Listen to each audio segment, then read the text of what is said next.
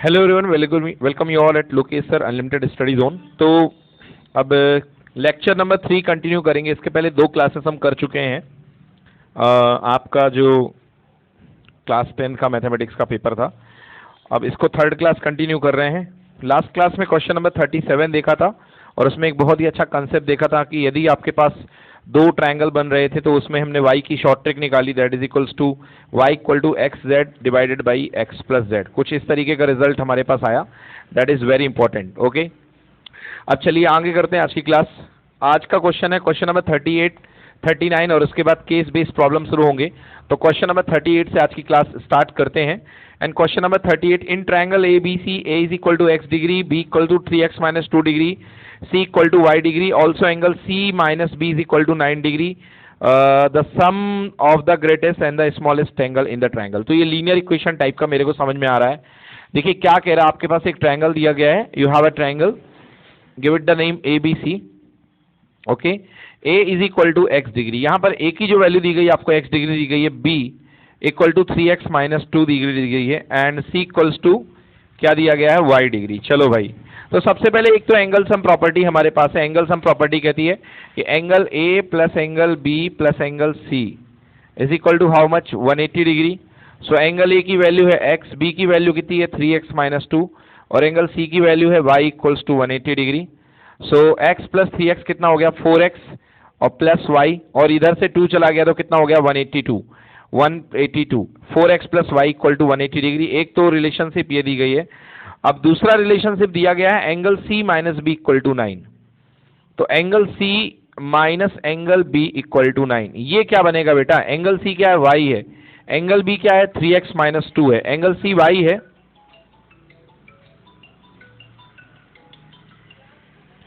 Angle C जो हमारे पास है वो है y, और एंगल जो B है मेरे पास वो कितना है, वो है 3x माइनस 2 इक्वल्स टू 9। तो y माइनस का 3x और प्लस का 2 इक्वल टू 9। तो इसको मैं क्या लिख सकता हूँ, मोर बेटर, इसको मैं लिख सकता हूँ माइनस का 3x और प्लस का y, और यहाँ में से 9 प्लस 2 गया तो कितना हो गया 11। Minus 3x plus y equal to, यार इधर से 9 माइनस 2 हो जाएगा 7 हो जाएगा। Okay, 9 minus 2 equals to 7। So equation बन गया हमारे पास माइनस का 3x प्लस का y इक्वल्स टू 7। सो चलिए इनको सॉल्व करना है तो क्या कर दूं, सब्ट्रैक्ट कर दूं, ये हो गया प्लस, ये हो गया माइनस, ये हो गया माइनस। तो 4x और 3x कितना हो गया 7x हो गया, y और y कैंसिल हो गया, इक्वल टू 182 माइनस 7 कितना बनेगा बोलो भाई, 182 माइनस 7, 12 में 7 गए 5 यानी 175। So x equal to 175 divided by 7। तो 7 से 2 बार गया 14, इधर लिखता हूं 14 बचा 3 5, तो बच्चा आ गया मेरे पास 35। तो x की वैल्यू आ गई है मेरे पास कितनी 25, x इक्वल्स टू 25। y की वैल्यू निकाल लो, बहुत ही सिंपल है। तो y की वैल्यू निकालने के लिए हम कौन सा इक्वेशन यूज कर लें, हम इक्वेशन नंबर फर्स्ट यूज कर लेते हैं कि 4x plus y equal to 182। तो y इक्वल टू होगा 182 माइनस 25 का 4 बार कितना हो गया 100, 25 4 जा 100, y इक्वल टू 82। तो इसमें क्या पूछा गया है, देन द स्मॉलेस्ट ट्रायंगल। देखो भैया अभी x और y आया है, अब हम x की वैल्यू एक हमारे पास आई है 25, y की वैल्यू मेरे पास कितनी आई है 82। ओके, एंड एक और एंगल है 3x माइनस 2। तो मेरे को लग रहा है सबसे ज्यादा स्मॉलेस्ट जो एंगल है and the greatest and smallest का सम पूछा है। ओके ओके रुक जाओ, तो यहाँ पे पहले 3 इंटू 25, x की वैल्यू 25 है ना, हाँ, एंड माइनस का 2, तो 75 माइनस 2 मतलब कितने डिग्री 73 डिग्री। चलो ये तीनों एंगल आ गए। अब कह रहा है ग्रेटेस्ट एंगल का और स्मॉलेस्ट एंगल का आपको सम बताना है। तो ग्रेटेस्ट एंगल यहाँ पे कितना दिख रहा है 82 दिख रहा है, स्मॉलेस्ट एंगल कितना है 25। तो दोनों का सम निकालना है, 82 और 25 को ऐड कर दो, 5 और 2 7, 8 2 10, मतलब आंसर आया 107। ऑप्शन है क्या, बिल्कुल सही है, option number A, option number A is the correct answer. Clear है, चलिए इसको जल्दी से नोट करिए। अगला क्वेश्चन तो बहुत बढ़िया है यार, बहुत जबरदस्त क्वेश्चन अगला पूछा गया है ना, ये क्वेश्चन मेरा फेवरेट क्वेश्चन है। अगला क्वेश्चन उससे बनेगा जो ट्रिग्नोमेट्री में आर डी शर्मा वगैरह मतलब कुछ थोड़ी सी बुक्स लगा के गया हाई लेवल की, वही कर पाएगा ये क्वेश्चन, अदरवाइज आप नहीं कर पाएंगे। चलिए तो देखते हैं नेक्स्ट क्वेश्चन को। अगला क्वेश्चन कह रहा है if sec theta plus tan theta equal to p, तो आपको tan थीटा की वैल्यू पूछी गई है। अगर आपको बोला गया है कि sec theta plus tan theta equal to p, so then you need to find the value of tan theta. Let's see how to find this value. Question number 39 दे दो भैया इसका ऑप्शन। क्वेश्चन नंबर 39, चलो क्या कह रहा है, कह रहा है कि sec theta plus tan theta equals to अगर P है तो बताइए कि टेन थीटा की वैल्यू क्या होगी। हाँ इधर देखो बेटा, तुम भी देखो, sec theta plus tan theta equal to P है तो आपको टेन थीटा की वैल्यू बतानी क्या होगी। कैसे करेंगे ये एक फंडामेंटल आइडेंटिटी से सॉल्व होने वाला एक बहुत बेसिक क्वेश्चन है। तो एक आइडेंटिटी होती है हमारे पास, sec square theta minus tan square theta equal to क्या होता है बेटा, 1 होता है ना। Sec square theta minus tan square theta equal to 1। तो इसको मैं क्या ब्रेक करके लिख सकता हूं, sec theta plus tan theta and sec theta minus tan theta equals to कितना, 1। तो यहां से मेरे पास बन जाएगा sec theta minus tan theta equals to 1 upon sec theta plus tan theta.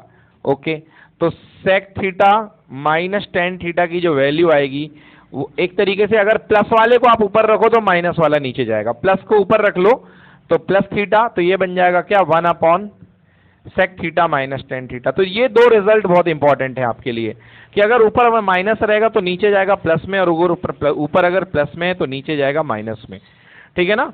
So sec theta minus tan theta will be equal to 1 upon sec theta plus tan theta and sec theta minus plus tan theta equal to 1 upon sec theta minus tan theta. तो चलो देखो अपने पास क्या है, अपने पास एक result है sec theta plus tan theta equal to P। तो दूसरा रिजल्ट क्या होगा, sec theta minus tan theta equal to 1 upon plus में। तो मेरे को माइनस वाला चाहिए, तो sec theta minus tan theta जो होता है वो होता है 1 upon sec theta plus tan theta. और sec theta plus tan theta की वैल्यू कितनी गिवन है, P गिवन है कि नहीं है भाई। Sec theta plus tan theta की वैल्यू P है, तो ये आंसर है, यहाँ पे आ गया P। अब हमें क्या चाहिए क्वेश्चन से, हमें चाहिए, क्वेश्चन ने पूछा टेन थीटा की वैल्यू, यस और नो। तो हमें सेक थीटा को मार भगाना है, तो क्या कर दो, माइनस कर दो। तो ये क्या हो जाएगा प्लस और ये क्या हो जाएगा माइनस। तो लो भैया ये कैंसिल हो गया, टेन थीटा कितना हो गया, टू टेन थीटा, ये हो गया P minus 1 upon P। LCM ले लो बेटा, ये हो जाएगा P square minus 1 upon P, टू टूट के नीचे आ जाएगा तो 2P, और यहाँ पर क्या बन गया, ओनली टेन थीटा। बेटा ताला मारो आंसर में, देखो मिल मैच हो रहा है कि नहीं हो रहा है ना। सो P square minus 1 upon 2P हो गया, ठीक है, नोट करो इसको भी। अगले क्वेश्चन की तरफ चलते हैं, क्वेश्चन नंबर है 40। ओके, क्वेश्चन नंबर 40 देखेंगे इसके बाद।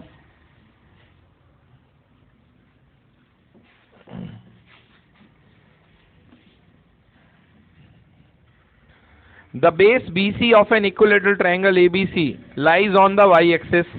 The coordinate of C are 0, -3. Okay. The base BC of an equilateral triangle lies on y-axis. The coordinate of C are 0, -3. देखो भैया कह रहा है कि जो BC है वो y-axis पे लाई कर रहा है, तो ये एक आप y-axis बना लो, ये y-axis है और कहीं ना कहीं x-axis होगा, तो x-axis ऐसा समझ लो, और y-axis और x-axis के बीच में क्या होता है बेटा, ओरिजिन है ना। तो ओरिजिन भी बना दिया अपन ने, ठीक है, yes.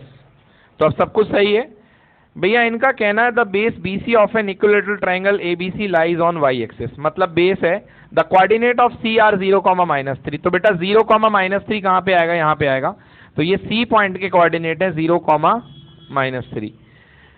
If origin is the mid point of the base BC, अरे वाह, तब तो बहुत अच्छी बात है। ओरिजिन क्या है, बेस का मिड पॉइंट है, तो अगर 0, -3 मिड पॉइंट है तो बेटा इसका B पॉइंट क्या होगा, थोड़ी सी समझदारी रखते हो तो आपको पता चल जाएगा 0, 3, क्योंकि ये बीचों बीच में है, x तो बदलेगा नहीं, y को पता करना था, तो y कितना हो जाएगा, 0, 3 हो जाएगा।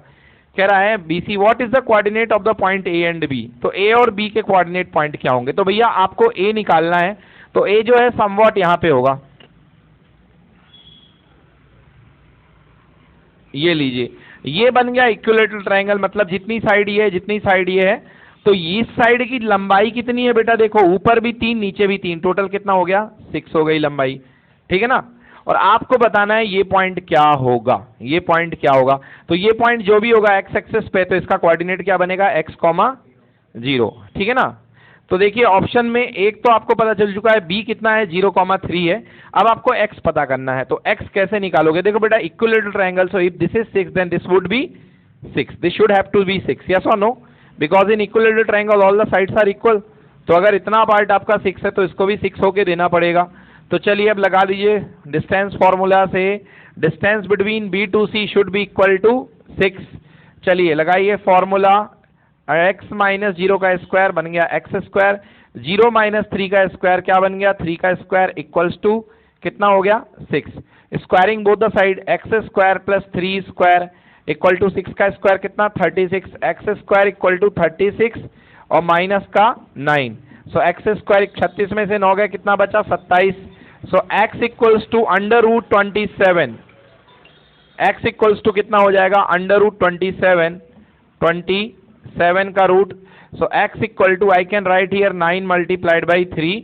सो आंसर कितना हो जाएगा बेटा 3√3, 9 का 3 बार आ गया ना। So answer is 3√3।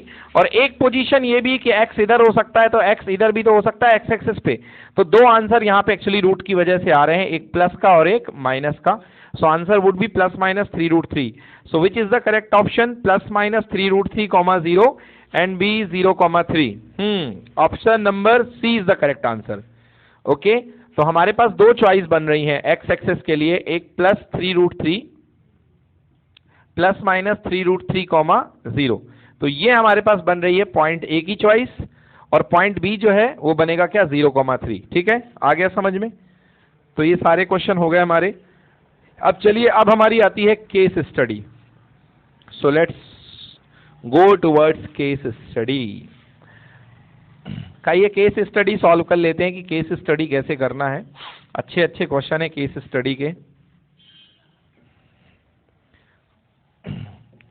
आओ भाई केस स्टडी देख लें। केस स्टडी क्या कह रहा है? पहला क्वेश्चन देखिए, पहला क्वेश्चन, एक बुक स्टोर है, उसमें खूब सारी बुक्स फैली हुई हैं यहाँ सामने, है ना। A book store shopkeeper give books on the rent and for reading. He has variety of books in his store related to the fiction, stories and quizzes. He takes a fixed charge of the first 2 days and additional charge for subsequent days. Okay, Amrita paid ₹22 for a book and kept for 6 days. ठीक है, while Radhika paid ₹16 for keeping a book for 4 days. चलिए ठीक है, assume that the fixed charge be X and additional charge per day be Y based on the information any 4 of the following question। चलो भैया पहले तो question को देख लिया अपन ने कि ये जो बुक सेलर साहब हैं ये कुछ फिक्स रेट है, तो इनका पहला भैया जो फिक्स रेट है वो X रुपी है, मतलब आप किताब को छुएंगे और आपको ये पैसा देना पड़ेगा। ठीक है ना, डजेंट मैटर आप 1 दिन को ले जा रहे हैं, 2 दिन को ले जा रहे हैं, आधे घंटे को ले जा रहे हैं, ये किताब को छूने का पैसा मान लो। ठीक है ना, इसके बाद पर डे जो Y रुपीज लग रहा है बेटा वो है पर डे कॉस्ट। क्या है? Y रुपीज जो है वो है पर डे कॉस्ट। चलिए अब क्या कह रहा है, हाँ, अमृता पेड ₹22 फॉर 6 डे, है ना। अब जो है इनका जो फिक्स चार्ज है वो शुरुआत के 2 दिन का है। फिक्स चार्ज जो है यहां पे मैंने ये बोला है फॉर स्टार्टिंग 2 डे, शुरुआत के 2 दिन का ये फिक्स चार्ज लेते हैं, है ना, और उसके बाद कुछ एक्स्ट्रा चार्ज है। Amrita paid ₹22 for a book and kept 6 days. तो देखो भैया अमृता की बात करूं मैं तो अमृता के क्या हाल है, अमृता ने ₹22 चुकाए हैं, किसके? ₹22 में उसका X रुपए तो कट गया 2 दिन का फिक्स चार्ज, और फिर Y रुपीज के हिसाब से 4 दिन Y rupees per day charge कटा है। तो इक्वेशन क्या बन गया अपने पास, X + 4Y = 22, हाँ है ना। अब दूसरी लड़की कौन है यहाँ पे? अमृता हो गई, राधिका। अब राधिका की बात करते हैं कि राधिका का क्या हिसाब है। तो जो राधिका है, राधिका ने टोटल कितने दिए हैं, ₹16 दिए हैं, और राधिका ने ₹16 जो हैं वो कितने दिन की रखी है? अमृता ने 6 दिन रखी है और राधिका ₹16 4 दिन के लिए। तो X 2 दिन का तो फिक्स चार्ज हो गया, बाकी के बचे कितने दिन? 2 दिन। आया समझ में ना। तो ये हमारे पास इक्वेशन बन चुकी है। अब कह रहा है कि बताइए the situation amount paid by Radhika. Radhika का इक्वेशन पूछा गया है, तो राधिका का इक्वेशन है X + 2Y = 16। भैया आंसर नंबर डी करेक्ट है। तो 41 का केस स्टडी का पहला ऑप्शन है डी, X + 2Y = 16। दूसरा, the situation amount by Amrita. Amrita की इस इक्वेशन है X + 4Y = 22। तो भैया क्वेश्चन नंबर 42 जो केस स्टडी का है उसका आंसर आ रहा है X + 4Y इक्वल टू 22। तो मेरे पेपर में इसका आंसर सी है, ठीक है। What are the fix charge for a book. अब फिक्स चार्ज मतलब एक्स हमको निकालना है, आओ निकालते हैं। दोनों इक्वेशन को अच्छे से लिख लो। X plus 2y equal to 4y, हाँ सॉरी क्या कर रहा हूं भाई मैं, 16। X plus 2y equal to 16 and x plus, पहले 4y लिख लो, x plus 4y equal to 22 and x plus 2y equal to कितना, 16। चलो माइनस कर दो, minus minus minus, x x cancel, 4y minus 2y gives you 2y, ये कितना हो गया जी 6। तो y इक्वल टू कितना, 3 रुपीज, मतलब जो पर डे चार्ज है वो 3 रुपीज है। अब इस इक्वेशन से आ जाओ, x plus 2y equal to 16 से, सो x प्लस 2 3 जा 6 इक्वल टू 16, सो x इक्वल टू कितने रुपीज, 10 रुपीज। चलो अगला क्वेश्चन आ गया, बताइए फिक्स चार्ज, आंसर है 10 रुपीज, ऑप्शन नंबर बी। तो मेरे पेपर में 43 का है B. What is the additional charge subsequent for a day, 3 rupees है ना, 44 का 3 रुपए लगेगा पर डे का चार्ज, मतलब option number D. What is the total amount of paid by both if both of them have kept the book for 2 more days. वाह, कह रहा है कि अगर वो दोनों 2 दिन ज्यादा बुक रखें तो बताओ कितना उनको एडिशनल चार्ज देना पड़ेगा, टोटल अमाउंट कितना भाई देना पड़ेगा। तो अभी ये राधिका कितने दिन रख रही थी, 6 दिन, हाँ जी, और ये कितने दिन रख रही थी, 4 दिन, बोलो यस और नो। तो अब देखो भाई, अब अगर अब ये 6 दिन रख रही थी तो 2 दिन ज्यादा मतलब 8 दिन, 2 दिन ज्यादा मतलब 8 दिन, तो 8 दिन अगर रखे तो कितना, राधिका अमृता का अमाउंट कितना बनेगा, तो अमृता का अमाउंट 8 दिन के लिए कितना बनेगा, 2 दिन का तो फिक्स चार्ज लग जाएगा 10 रुपए, बचे कितने, 6 दिन, 6 दिन का 3 रुपए के हिसाब से कितना हो गया भाई, 18 रुपए, 18 रुपीज। तो टोटल कितने रुपए हो गए अमृता के, 28। अब राधिका की बात करो, जो 4 दिन रख रही थी वो 6 दिन रख रही है, तो 6 दिन में राधिका का पहले 2 दिन का चार्ज कितना हो गया, 10 रुपए, और फिर बचे के 4 दिन, है ना। तो 4 दिन का 3 रुपए के हिसाब से कितना हुआ, 12, तो 12 और 10 हो गए 22, जरा जोड़ दो, 8 2 10, 2 2 4 1 कितना, 5, आंसर 50 रुपए जी। यस बिल्कुल सही है, आंसर है 49 का, केस स्टडी पार्ट है 50, सी ऑप्शन। ले बेटा जरा चेक कर ले एक बार, चेक कर लो आपके कितने सही हैं, चेक कर लो सारे सही हैं। ओके ओके ओके ठीक है, तो अभी क्लियर है ना, ओके।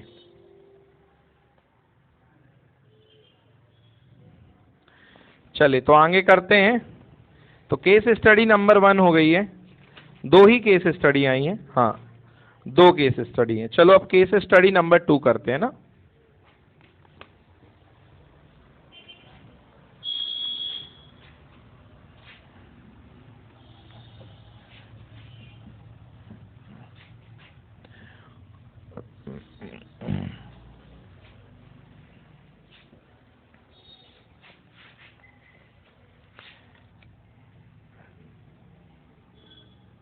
केस स्टडी नंबर 2 करेंगे, अब आइए देखते हैं। अ farmer has a field in the shape of a trapezium, एक ट्रेपेजियम बना लीजिए, कहा जा रहा है कि एक किसान है, उसकी फील्ड दी जा रही है ट्रेपेजियम की शेप में। A B C and D. So a farmer has a field in the shape of trapezium whose map scale 1 centimetre equal to 20 metre, ठीक है, ठीक है भाई 20 मीटर, ठीक है। चलो दिया जा रहा है, कह रहा है स्केल जो है 1 सेंटीमीटर इक्वल टू 20 मीटर, तो मैं ऊपर स्केल लिख लेता हूं, पता नहीं काम पड़ेगी ना पड़े। 1 सेंटीमीटर, 1 सेंटीमीटर जो मैप में है वो 20 मीटर के इक्वल है। With given below, the field is divided into 4 parts by the joining the opposite vertices। अब इसको इससे वर्टाइस से ज्वाइन कर दो, और इसको इससे जोड़ दो, हाँ चलो 4 पार्ट में फील्ड डिवाइड हो गया। The field is divided in 4 part joining the opposite vertices. बेटा ये जो दी गई है, ये वाली साइड जो दी गई है, ये दी गई है 5 सेंटीमीटर, ओके। ये वाली जो साइड दी गई है, ये दी गई है 5 सेंटीमीटर। इसको डार्क कर दो, इसकी जरूरत है डार्क करने की, इसको अपन ने डार्क कर दिया, इसकी भी जरूरत है डार्क करने की, इसको भी अपन ने डार्क कर दिया, ये लो जी। चलिए अच्छी बात है ना, डार्क हो गया। अब जरा देखिए ये जो लाइन है, ये लाइन जो है ये पैरेलल लाइन है, और पैरेलल लाइन में जो बनने वाले एंगल होते हैं वो कैसे होते हैं? Alternate interior angle. तो अगर ये एंगल वन लाइन है तो ये भी एंगल कितना होगा? One line. होगा कि नहीं होगा बोलो? ठीक है। और अगर ये वाला एंगल जो है इस वाले एंगल के इक्वल होगा, होगा कि नहीं होगा? ठीक है, ये हो गया। ठीक है ना। ट्रेपेजियम क्या होता है? आमने सामने की साइड्स इक्वल होती हैं, बाकी का भरोसा नहीं होता है। ठीक है ना। आमने सामने की साइड्स इक्वल होती हैं, पैरेलल होती हैं, दो साइड्स कोई, बाकी की दो नहीं होती। चलो ठीक है। अब आगे देखिए, ये 5 सेंटीमीटर दिया है, ये दिया है 10 सेंटीमीटर। ठीक है, एरो क्यों बना दिया? बना दो, हम भी बना देते हैं। तो एक 5 सेंटीमीटर दी गई है और एक 10 सेंटीमीटर दी गई है। ठीक है ना। The two triangular region AOB and COD। तो AOB, ये लीजिए जी, AOB एंड COD।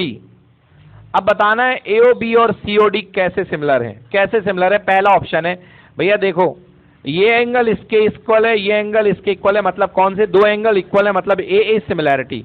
तो पहले का ऑप्शन है बेटा similar by AA criterion.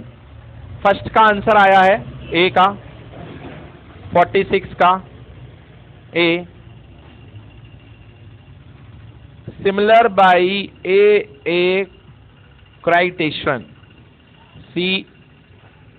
CRIT क्राइटेरी, CRITERION। Yes. तो एंगल क्राइटेरियन से ये दोनों जो हैं सिमिलर हैं। पहला है ना, पहला हो गया। AA क्राइटेरियन से ये दोनों जो हैं सिमिलर हैं। नेक्स्ट 47 क्वेश्चन है।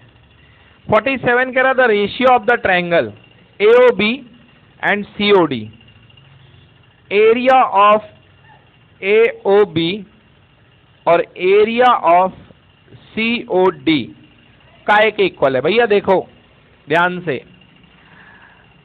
AOB और COD का एरिया जो है वो कह रहा है कि इनका एरिया का रेशियो क्या होगा। तो हम जानते हैं कि सिमिलर ट्रायंगल के एरिया का रेशियो इनकी कॉरस्पॉन्डिंग साइड्स के रेशियो के क्या होता है? इक्वल होता है।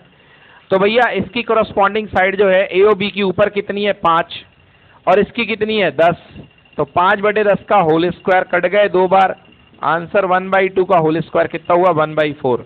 तो आंसर कितना आएगा इसका? बी ऑप्शन 1/4, बिल्कुल सही। तो 47 का यहां पर 1/4 बी है। चलिए अगला क्वेश्चन, इनका कहना है if the ratio of the perimeter of triangle AOB to the triangle COD would have been 1/4।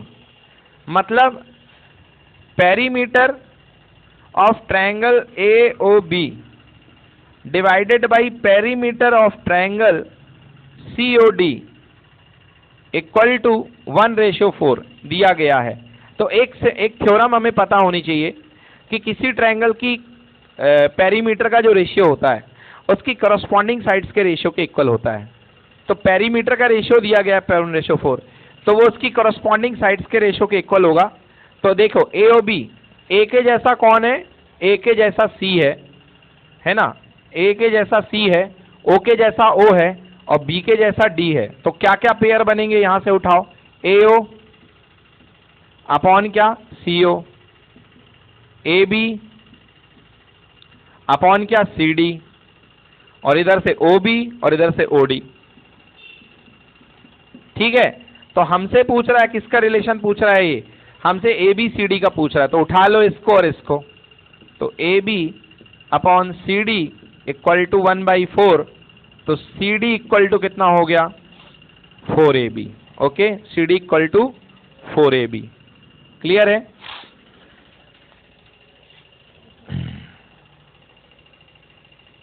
चलिए अगला क्वेश्चन है, if triangle AOD and BOC in similar triangle AOD and BOC AO upon BC। देखिए अगला triangle जो है वो similarity पे खेल रहा है हमसे, कह रहा है कि AO upon BC equal to AD upon BO equal to OD upon OC। Question number 49 की बात कर रहे हैं। कह रहा है कि इस रेशियो को देख करके बताइए कि कौन सा ट्रायंगल किसके सिमिलर होगा। बढ़िया ट्रायंगल है, देखो बढ़िया क्वेश्चन। देखो बेटा ये दोनों पेयर देखो, यहाँ ए है यहाँ ए है, और इन दोनों में देखो कॉमन कौन है, बी बी सी ओ, मतलब बी, हाँ या ना? मतलब ए के जैसा कौन है, बी है। ए के जैसा कौन है, बी है। अब ए के जैसा बी पता चल गया। अब इन दोनों को देखो, यहाँ ए डी है और यहाँ ओ डी है, और यहाँ पर तो ए के जैसा जो है यहाँ पे ए ओ ए डी, एक मिनट, यहाँ पे ए कॉमन था, यहाँ बी कॉमन था, ठीक है। अब इधर देखो,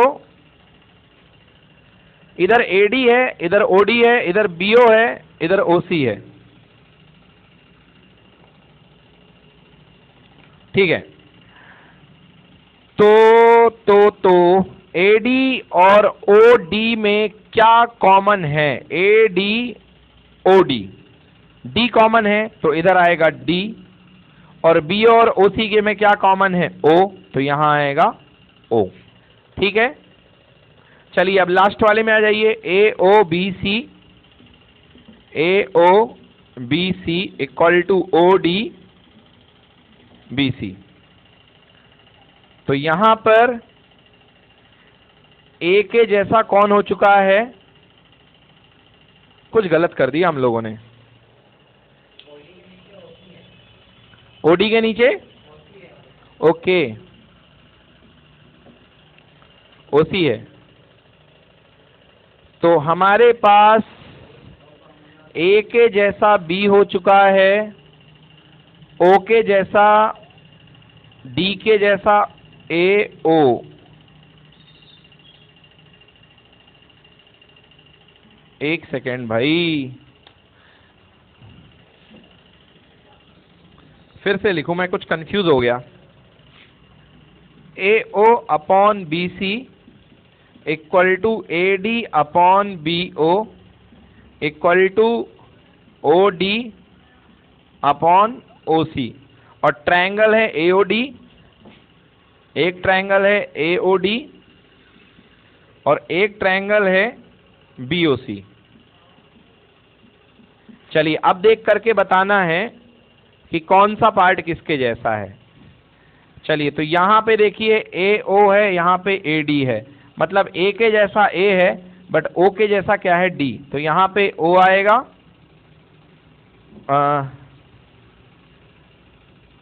ए के जैसा ए है, ओ के जैसा डी है, ए ओ डी। इधर मैं ए ओ लेता हूं तो इधर मेरा क्या आ रहा है, बी सी आ रहा है, ठीक है ना। तो इधर मैं ए ओ ले रहा हूं तो इधर मेरा बी सी आ रहा है, तो ए ओ के जैसे बी सी आ रहा है। ऐसे तो नहीं आएगा कॉमन, ऐसे ही देखना पड़ेगा। इधर पे ए कॉमन है, इधर पे बी बी कॉमन है, तो जहां पे ए है यहां पे बी है, बिल्कुल सही है। इधर पे ए डी में और ओ डी में डी कॉमन है, और बी ओ और ओ सी में ओ कॉमन है, ठीक है ना। तो हम यहाँ पे क्या कर सकते हैं, ए के जैसा बना है बी, और A D O D, A D O D, तो डी इधर पे डी बना है और इधर पे कौन बना है, ओ बना है। अब बच गया क्या, ओ बच गया, इधर पे क्या बच गया, सी बच गया। यस, ये बन गया ट्रायंगल। अब इसको आपको सजा लो भैया, ट्रायंगल ए डी ओ और triangle O B C. Triangle A D O similar to triangle B C O, गलत है। ट्रायंगल ए ओ डी, ए के जैसा ओ, तो देख लो बस, मैच कर लो एक बार, ए के जैसा ओ है, डी के जैसा बी है और ओ के जैसा सी है। चलो मैच करो, ए ओ डी, तो ए के जैसा ओ फर्स्ट में नहीं मिल रहा है, सेकंड में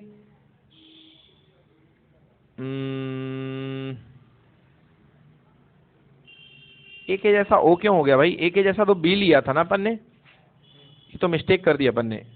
okay, now it is correct, अब हमने करेक्ट कर लिया। देखिए बार बार कंफ्यूजन हो रहा था, सॉरी उसके लिए।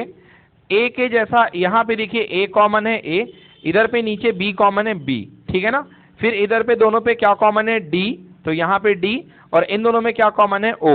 ओके, बच कौन गया? इधर O बच गया और इधर कौन बच गया? C। तो triangle ADO similar to BOC, मतलब कि ट्रायंगल AOD अगर मैं करूंगा तो ये सिमिलर आएगा ट्रायंगल BCO के, जो कि आपके ऑप्शन में दिया गया है, ऑप्शन नंबर बी। बिल्कुल सही है, and this is your answer. Okay, चलिए लास्ट क्वेश्चन इस पेपर का करते हैं। लास्ट क्वेश्चन, बड़ी अच्छी बात है, ये पेपर हम फिनिश कर लिए हैं तीन पार्ट में। तो लास्ट क्वेश्चन देखेंगे हमारा, क्वेश्चन नंबर 50। क्वेश्चन नंबर 50 क्या कह रहा है इस पेपर का कि if the ratio of the areas of the triangle triangle COD is 1:4। चलो भाई, एरिया का रेशियो गिवन है। किसका रेशियो? एरिया का। Area of triangle AOB and area of triangle COD, it is given 1:4, ये दिया है। तो अब आपको एरिया का रेशियो दिया हो तो कॉरस्पॉन्डिंग साइड्स का रेशियो निकालना बहुत आसान होता है। इसका जस्ट अंडर रूट ले लो तो साइड्स का रेशियो आ जाएगा। तो मैं क्या कहूंगा, इसकी कॉरस्पॉन्डिंग साइड्स क्या होंगी? AO, इसकी CO, इसकी OB, इसकी OD और इसकी AB और इसकी CD। कॉरस्पॉन्डिंग साइड्स का रेशियो क्या आएगा? Square root. मतलब साइड से एरिया जाना हो तो स्क्वायर करते हैं, और अगर स्क्वायर से एरिया से साइड पे आना हो तो स्क्वायर रूट करते हैं। ओके, अब पहला कह रहा तो बताइए विच इज ट्रू। तो पहला ऑप्शन है the ratio of the perimeter is 3:4। बिल्कुल गलत, क्योंकि पेरीमीटर का रेशियो जो होता है वो ट्रायंगल के साइड्स के रेशियो के इक्वल होता है ना। दूसरा क्वेश्चन, दूसरा option, the corresponding altitude having a ratio 1:2। Yes exactly, जो साइड्स का रेशियो होता है वही ट्रायंगल के एल्टीट्यूड का भी रेशियो होता है। So that is true, answer is 1:2। The medians having the ratio third point 1:4। No way, medians का रेशियो जो होता है वो 1:4 नहीं होगा, वो भी साइड्स का ही रेशियो होता है। The angle bisector having a ratio of 1:16। Angle bisector का रेशियो 1:16 क्यों होगा भैया? है ना, ऐसा भी गलत है। तो इसका 1:16, यार एंगल बाइसेक्टर के रेशियो के बारे में मैं कुछ कह नहीं सकता हूं कि एंगल बाइसेक्टर का रेशियो क्या होगा, बट यहां पर एल्टीट्यूड का रेशियो कह रहा 1:2। The corresponding ratio having altitude 1:2 जो कि सही है। मीडियन का रेशियो 1:2 जो कि सही है। रेशियो पेरीमीटर 3:4 दे रहा है, ये गलत है। तो इसमें गलत स्पॉट करने को कहा है कि कौन सा स्टेटमेंट, सॉरी गलत नहीं कहा है, ट्रू कहा है कि कौन सा स्टेटमेंट ट्रू है। तो एल्टीट्यूड का रेशियो 1:2 है, तो B is the correct option. Okay, altitude का रेशियो क्या है? 1:2। देखिए सवाल को अच्छे से देखिएगा, अभी मैं यहाँ पे गलती कर बैठा था, मुझे लगा कि इन्होंने कौन सा गलत बोला, बट मैंने क्वेश्चन को देखा तो इसमें लिखा which of the following statement is true, मतलब आपको जो है सही ऑप्शन बताना है, गलत ऑप्शन आपको नहीं बताना है, आपको सही आंसर बताना है जो दिया गया है। So correct answer is the corresponding altitude having the ratio 1:2, क्योंकि रूल होता है कि जो ट्रायंगल्स का साइड्स का रेशियो होता है वही उसके एल्टीट्यूड का रेशियो होता है। Okay, so that is over from the side of Lokesh sir, and we have completed this paper number, this is the CBSE board paper of 2021 of first mathematics advanced paper of first term. Thank you so much for being with us. Have a nice day. Bye bye.